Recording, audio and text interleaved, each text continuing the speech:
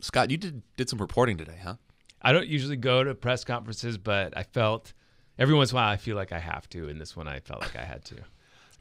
That's a little minor flex. I'll allow it. I know. Is That it kind of like the event couldn't happen without you being there? There's it's like which when I do think. I don't even think that was like subtle. I think that's what No. you were saying explicitly there. It's like when he doesn't wear name tags at events. It's like the time you got in a fight with Bonnie DeMonis. Yeah. Yeah. Okay, so you went to a press conference today. Uh-huh.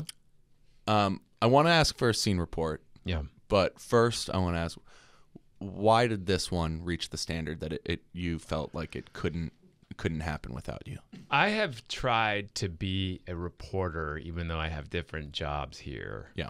The whole time, like if I weren't able to write and report, I wouldn't be satisfied. I would struggle as a man, especially with all the middle-class anxieties or middle-aged anxieties I have. Sorry.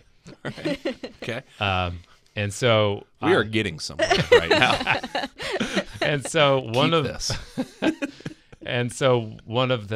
storylines I've followed, of course, is the stadium in Mission Valley. Since for literally 20 years, I've been writing about what's going to happen there. Yeah. And this felt like the end. It does actually feel like a there will be stuff. They'll build more things in that area. Yeah. The park. But this story is over now, or its last chapter has begun, right? And I felt honestly a little bit emotional about the story climaxing and sort of being resolved in this way. And I wanted to go see it. And I knew it would be a scene too. And it really was. All right. Scene report. So you said at the intro that the San Diego 20 were there. Yeah. Fill in newcomers to the show, newcomers to public affairs. Who is the San Diego 20? Well, about a decade ago, Lorena Gonzalez sort of offhand said something along the lines of like the San Diego 20 exist and they're going to be mad about this or whatever. And her point was like the 20 people who are always involved in different boards and commissions, who are always the leaders, the business leaders or chamber, all these folks that are always doing the things in San Diego. They have the conversations and they just happen to be mostly white dudes. Yeah. Also, that was like wagging a filet mignon in front of a Rottweiler for her to say the San Diego 20. I remember almost instantly you were like, name them. Yeah. Who? Yeah. So who are they? Yeah. And she did not take that bait. She was not gonna list the 20. Mm-hmm.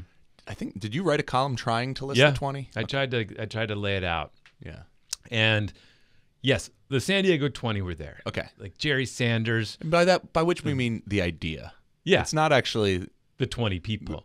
But the people who run the chamber, the sheriff was there. All the city council members, or most of them, were there. Yeah. There's like the mayor, the Jack McGrory, the developer, former city manager, coterie of lobbyists. Yeah, all kinds of people like that there. So San Diego's sort of the people you see at the mixer before the taxpayers' ball or whatever, right? Yeah. So who else was there? And then there was this like international sort of, I don't know, this elite group of people who clearly didn't know San Diego. Yeah. But were ready to. They're like, we're San Diego now. Yeah. Like they literally said that. There was a guy, there's a guy, Mohammed Mansour. So this is the British Egyptian billionaire. Yeah, the Mansour Group. Yeah, he is got investments in soccer all around the world. He is the treasurer of the Conservative Tory Party in England. He is just a he's a true like international businessman. Yeah, and he is now the part owner, or he has shared the investment with Siquan into MLS, about a $500 million investment, and they now are going to, and they have been given the team to run in San Diego. Yes. So what I'm imagining here with this mix, the San Diego kids, the popular table in the cafeteria of San Diego people, yeah, plus the heavy hitters from out of town, Right. And then there's like Manny Machado, who He's is a San Diego guy now. He's now a San Diego guy, but he's still figuring out what his role is in the community. Like Andrea, you were saying, like, is he now the new Bill Walton? Yeah, I was like, is he a San Diego booster now? It's a great call, frankly. And I would say not yet. No. When he weighs in on something that he's not directly involved with, then I'll start to identify. Now, he is now part of that group that did invest in the Major League Which Soccer. Was a little bit of news. We didn't know that going in. Yeah, well, I didn't know that. So he was giving me like booster energy. Okay. I mean, so what I'm imagining is like, you ever watch like a high school basketball game? Yeah. When one guy on the court is a top-ranked player who is going to, go play at Duke. Yeah. He's going to go play potentially in the NBA in a couple years. Yeah. From the moment you walk in the gym, he looks different than the other guys. There might be other good players, might be college players, might be guys who, if they dropped in on your Y men's league in 5 years, they'd be the best player there. But this guy carries himself differently from the way he stretches, walks, to let alone the way he plays. That there was a discernible difference when you're looking out into the event from the locals and the people from out of town. Just the way it was put together, the feel of the event, how well it was choreographed, and just it was nothing. I've never seen a more professional, sort of press conference like that.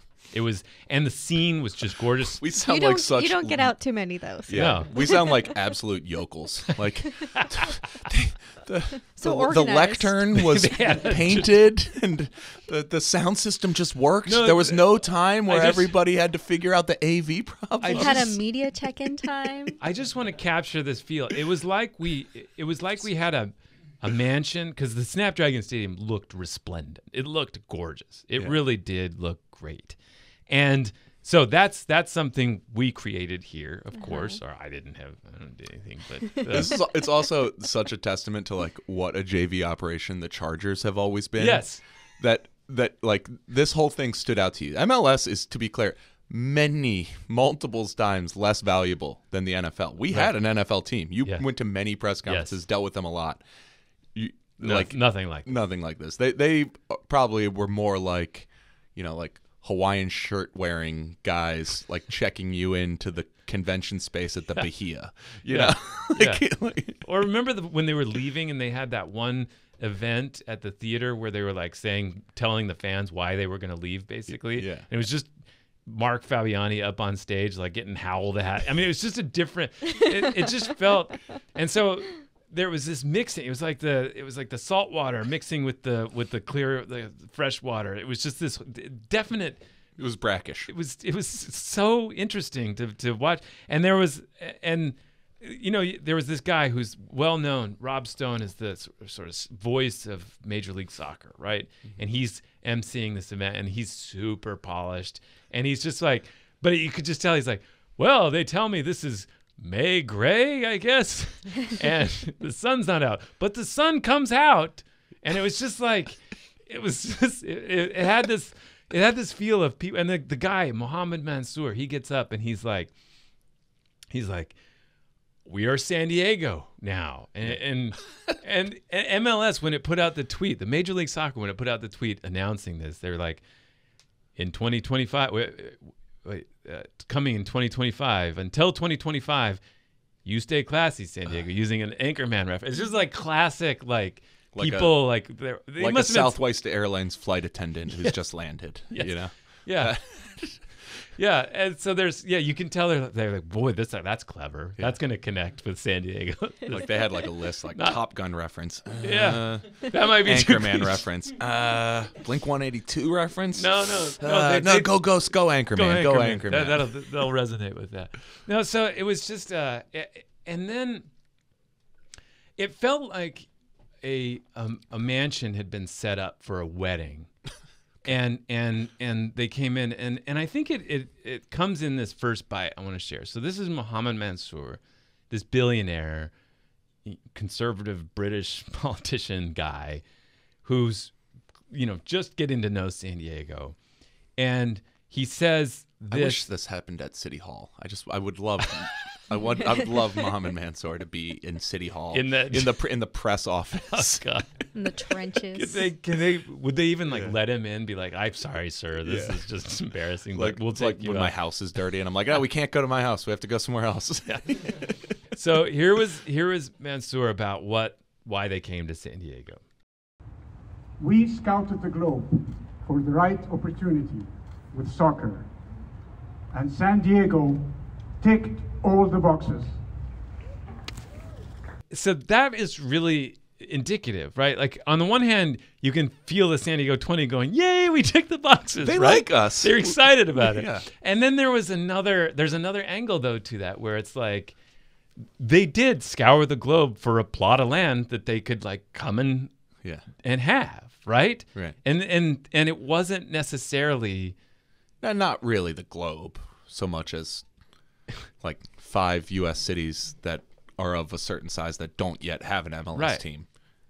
And so I think, it's like we scoured Las Vegas, Sacramento, Phoenix, and San Diego. It doesn't have the same ring to it, you know? No, I honestly think he was looking and has expressed that he wants to look for other investments around the world. Right. This was the one. He has soccer academies all over the world that are. He owns a team in the Netherlands. So I think that then the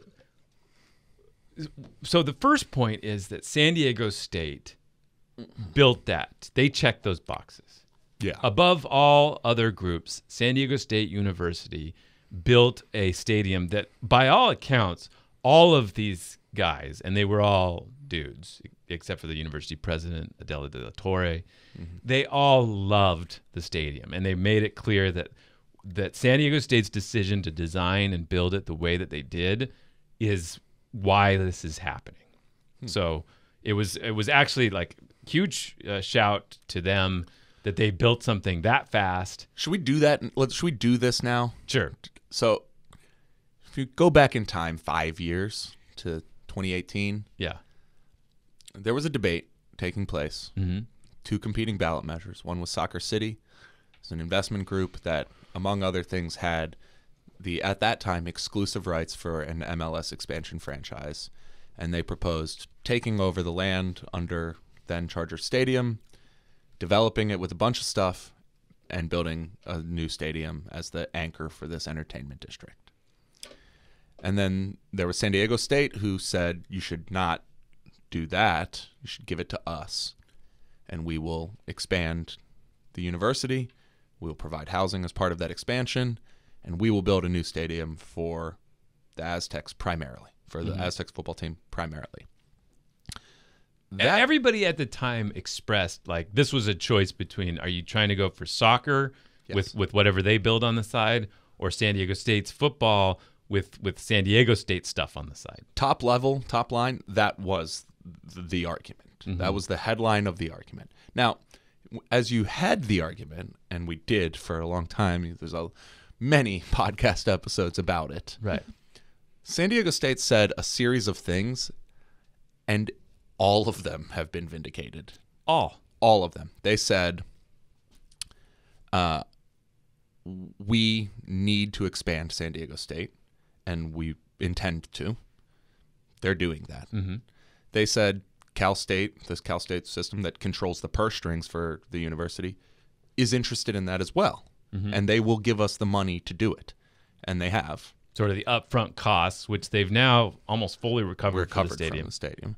They said that they can and will build a nice stadium very quickly, as quickly as possible, which they did, like faster than any major project in San Diego has in the time I've been here.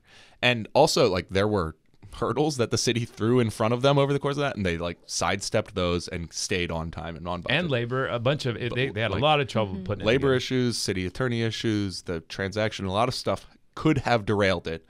And the history of this town is that those things typically do derail these projects, but it did not for them.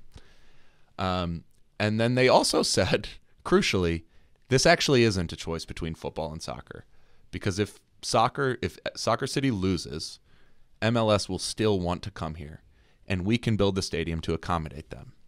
In fact, I talked to John. That was a strenuously objected to argument by the FS investors and their supporters. Like, no, you will not get Major League Soccer here. We have settled that one. Like, all of these arguments have been settled. It's rare that in like a public policy debate within a few years do you get complete resolution. There's just nothing left to the imagination here. They were proven correct on every count. John David Wicker is the athletic director of San Diego State. He's the one that's overseen the stadium development the whole time. I asked him today, I was like, can you be honest with me for a second? In 2018, did you really think a Major League Soccer team would come? And he said, absolutely. Mm-hmm. He said, I knew eventually it would, and I didn't think maybe it would come this fast, but I knew it would. And that's the thing that I think that stands out. They built the stadium for this opportunity. Say, one minor thing, like soccer teams, unlike football, American football teams, American football teams enter from the end zones, from the side of the stadiums. Soccer teams always have this like parade they do out into the middle of the field from the middle of the field. And they built an entrance for that, like that. Like they did all these little things to make sure it was an accommodating facility for Major League Soccer. He said they talked to Major League Soccer from the beginning. And now they finally found somebody willing to put up hundreds of millions of dollars, $500 million from Sycuan and from this Mansour. And so, and then these other investors, Manny Machado, Brad Termini is an investor. The lead developer behind the Sports Arena redevelopment project is a major player, one of the three original principals in the ownership group. Right. And so they put up the money to invest in Major League Soccer. Let's describe this really quickly. So Major League Soccer, unlike the NFL or Major League Baseball, is one company. These teams aren't separate companies. It is one LLC that you don't buy a team. They didn't buy a team or create a new team. They invested $500 million or so into this company, and because of that investment now get the right to both sit on the governor's board and run the team in San Diego that they are still going to name. It looks like it's going to be something like San Diego FC Football Club, whatever. So this was a really truly extraordinary victory for San Diego State to have promised everything they did, and not only got this Major League Soccer, but they have women's soccer at the highest level. They have concerts at the highest level. They have LCD sound system coming up. Yeah, very exciting. Very exciting. Jimmy Buffett was huge. Yeah. So I shouldn't slight Boy Genius, of course. Yes. Yeah. So for all the Phoebe heads out there. Yeah. So the point is, like, let's put that aside. Very impressive moment for them. Let's talk also about Sycuan. Mm-hmm. Mm-hmm. So one of the things that I think like every political reporter in this town I've ever talked to that no one's ever had a good answer for is like, what does Sycuan want? Yeah. Because like you can't look at a campaign disclosure without seeing Sycuan all over the place. They donate to everything. Yeah. And, political donations are not supposed to be transactional. Mm-hmm. However, you don't typically invest in everything unless you have some interests. But it's never been entirely clear what Sycuan's like distinct interest in municipal governance was. And so this doesn't answer that question. There was no vote by the mayor or city council or county board of supervisors that allowed this. This doesn't shed light on that. But whenever they are as pronounced a player in public affairs as they are now in this case, I'm always hopeful that maybe we'll start to understand what it is that they're angling Well, for. I think there was an interesting moment 2 years ago where the county of San Diego decided to remove its historical prohibition on tribal governments adding land to their reservations, to their sort of holdings. Yeah. There was this archaic, racist, almost, decision that they had where they couldn't grow. Mm-hmm. And 2 years ago, it was kind of quiet, but it was kind of a big deal. They said, no, yeah, you can add. And I think probably the best way I would say, and I don't know what they would say to this description, was they are looking to vastly diversify their holdings. They built an empire or a large business out of casino gambling and resort management.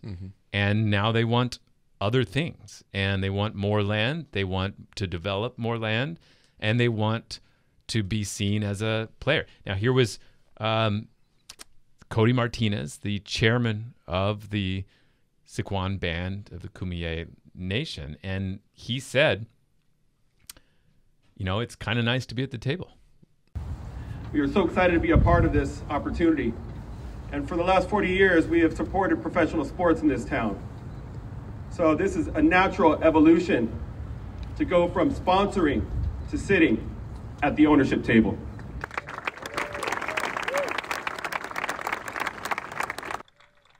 So they want to be at the table. They want to be at all the biggest tables in San Diego.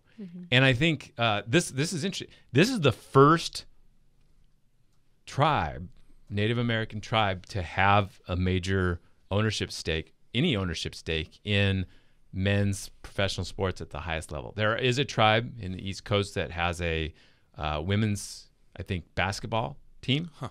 But this is the first of that. So if you think about it, like how many sports teams have Native American imagery, have to varying levels of controversy, including the San Diego State, have used, you know, Native American icons. Yeah, thank you. No problem. To, like, you know, rally their clubs. But this is an example of now they are owners in this group. And I think there's a lot of really interesting things to think about with that. So I asked Cody Martinez, would they lean into that? Would they do something with that? Would they name the team in some way? Because they're not borrowing anything. They are. Yeah, if they're the owners, would be unlike, you know, basically all of those other situations you've named, you know, Kansas City or Washington's football team or Atlanta baseball team. There's no issue of appropriation here. Well, I shouldn't say no. There's a less obvious case for appropriation if they are the owners, right? So he said no. He said we have to be very careful misusing Native American culture. I'm a fan of us becoming a rival to the LA club, LAFC. So why not just do it with SDFC or San Diego FC? And I thought that was really interesting. Yeah.